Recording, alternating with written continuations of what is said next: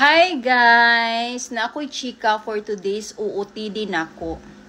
So, ang akong gi-wear today kay mo ni siya. Like mo ni siya. So, kani siya, gihatag ni siya sa akong mama. Kay every time nga mo visit ni siya diri sa Cebu, mag-bring dyan na siya dressed for me. Ambot uy kung asa na siya mupalit, niya masuko ba siya og di suoton. So, kay ganina, o man ko sa mood mangita og dress para i-wear kay sigil sad lagig ulan-ulan diri.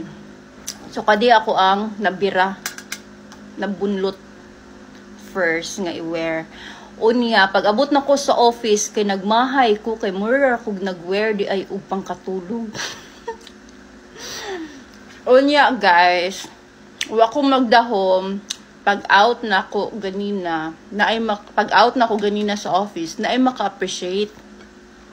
So, ang isa niingon, Ma'am, asa ka nagpalit sa mong sinina sa Thailand? Kaya dito sa Dagimi og Thailand last 2 weeks ago. So, naingon ko, dili. So, ang isa kay, Ma'am, ngayon ay kasi mo hang gi-wear karon like, oh my, really? Charing. May ko, mo ba? Nga, naarasad ko.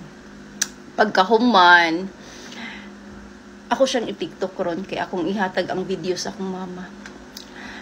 And ang main point jud sa akong chika kay kanang di jud nimo i-underestimate ang gusto sa imong mama para nimo kay daghan jud pud maka-appreciate nga laing tao. Ano siya, kay chika. So bye.